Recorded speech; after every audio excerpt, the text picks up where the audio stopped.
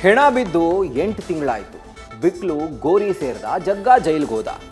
2 ತಿಂಗಳಿಂದ ಕಳ್ಳಾಟ ಆಡ್ತಿದ್ದ ಶಾಸಕ ಭೈರತಿ ಬೇಲ್ ಸಿಗದೆ ದೇಶ ಸುತ್ತು ಬಂದು ಸರೆಂಡರ್ ಆಗಿದ್ದು ಆಯಿತು. ಈಗ ವಿಚಾರಣೆ ಆಗಬೇಕು. ಯಾಕೆ ಮರ್ಡರ್, ಏನು ಕಾರಣ, ಕೊಲೆಗೂ ನಿಮಗೂ ಸಂಬಂಧ ಏನು, 10 ಪ್ರಶ್ನೆಗಳಿದ್ದಾವೆ. ಆದರೆ CID ಕಚೇರಿಯಿಂದ ಬೌರಿಂಗ್ಗೆ ಹೋಗುವಷ್ಟರಲ್ಲಿ ಏನಾಯಿತೋ ಏನೋ, ECG ಫುಲ್ ಚೇಂಜ್. ವಾಪಸ್ ಜಯದೇವಕ್ಕೆ ಕರೆತಂದ್ರೆ ಸೀನೇ ಚೇಂಜ್.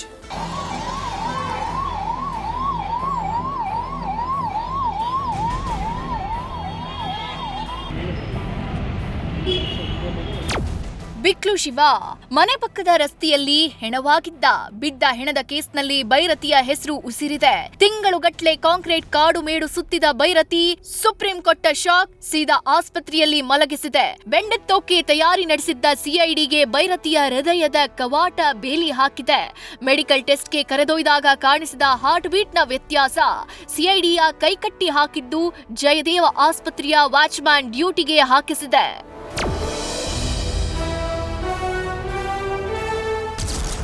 ಬಿಕ್ಲು ಶಿವನ ಕೇಸ್ನಲ್ಲಿ ಭೈರತಿ ಲಾಕ್, ಜಯದೇವದಲ್ಲಿ ಅಡ್ಮಿಟ್. ರಕ್ತನಾಳ ಪರೀಕ್ಷೆಗಾಗಿ ಆಂಜಿಯೋಗ್ರಾಮ್, ಕೇಸ್ಗೆ ಬ್ಲಾಕೇಜಸ್.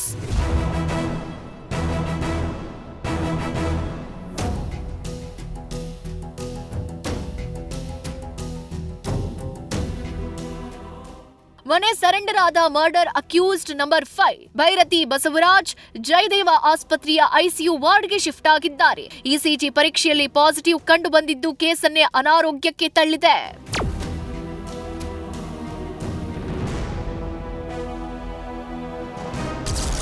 ECG ವ್ಯತ್ಯಾಸದ ಕಾರಣ ವೈದ್ಯರು ಆಂಜಿಯೋಗ್ರಾಮ್ ಪರೀಕ್ಷೆ ಮೊರೆ ಹೋಗಿದ್ದಾರೆ. ರಕ್ತನಾಳಗಳ ಬ್ಲಾಕೇಜ್ ತಿಳಿದುಕೊಳ್ಳೋ ಪರೀಕ್ಷೆಯಾದ ಆಂಜಿಯೋಗ್ರಾಮ್ನಲ್ಲಿ ಎಷ್ಟು ಪ್ರಮಾಣದ ಬ್ಲಾಕೇಜಸ್ ಇದೆ ಅಂತ ತಿಳಿಯಲಿದೆ.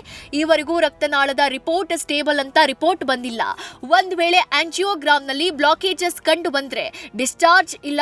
ಸದ್ಯ ಜಯದೇವದಲ್ಲಿ ವೈದ್ಯರು ಚಿಕಿತ್ಸೆ ಮುಂದುವರಿಸಿದ್ದು ಪ್ರತಿ 4 ಗಂಟೆಗೆ ಭೈರತಿ ಬಸವರಾಜ್ ಕಂಡೀಷನ್ನ ಪೊಲೀಸರಿಗೆ ಅಪ್ಡೇಟ್ ಮಾಡಲಾಗ್ತಿದೆ.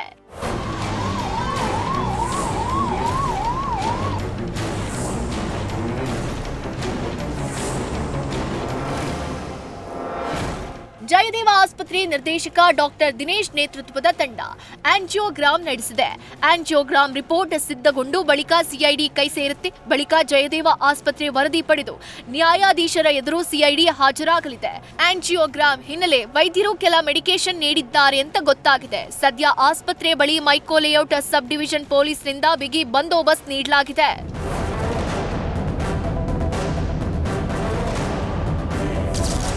ಭೈರತಿಗೆ ಕೇವಲ ಗ್ರೌಂಡ್ಸ್ ಆಫ್ ಅರೆಸ್ಟ್ ಬಗ್ಗೆ ಮಾತ್ರ ಪ್ರಶ್ನೆ.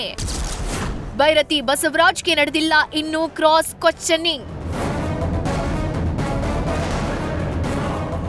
ಏನ್ ಕೇಳಿದ್ರು ಯಾವುದೇ ಸಂಬಂಧ ಇಲ್ಲ, ನನಗೇನು ಗೊತ್ತಿಲ್ಲ ಅಂತಿರೋ ಶಾಸಕ ಭೈರತಿ ಬಸವರಾಜ್ಗೆ ಅಸಲಿ ವಿಚಾರಣೆ ಶುರುವಾಗೋದೇ ವಶಕ್ಕೆ ಪಡೆದ ನಂತರ ಗ್ರೌಂಡ್ ಆಫ್ ಅರೆಸ್ಟ್ ಬಗ್ಗೆ ಮಾತ್ರ ಪ್ರಶ್ನೆ ಮಾಡಲಾಗಿದೆ. ಇದೇ ವೇಳೆ ಭೈರತಿ ಬಂಧನಕ್ಕೆ CID ರಿಮ್ಯಾಂಡ್ ಅರ್ಜಿಯಲ್ಲಿ 9 ಕಾರಣಗಳನ್ನ ತಿಳಿಸಿದೆ.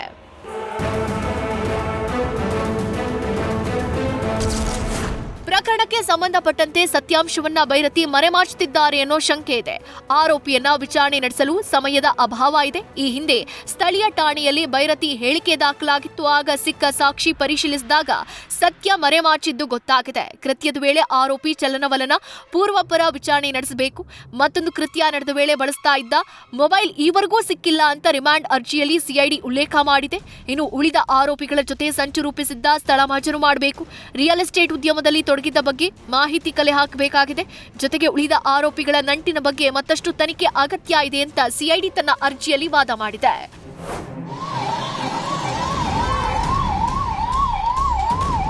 ನಾಳೆ ಭಾನುವಾರ ಆಗಿರೋದ್ರಿಂದ ಮಧ್ಯಾಹ್ನದ ವೇಳೆ ಭೈರತಿಯನ್ನ ಜಡ್ಜ್ ಮುಂದೆ ಹಾಜರುಪಡಿಸೋ ಸಾಧ್ಯತೆ ಇದೆ. ಇಲ್ಲವಾದ್ರೆ ಸೋಮವಾರ ನೇರವಾಗಿ ಜನಪ್ರತಿನಿಧಿಗಳ ಕೋರ್ಟ್ಗೆ ಕರೆದೊಯ್ಯೋ ಸಾಧ್ಯತೆ ಇದೆ.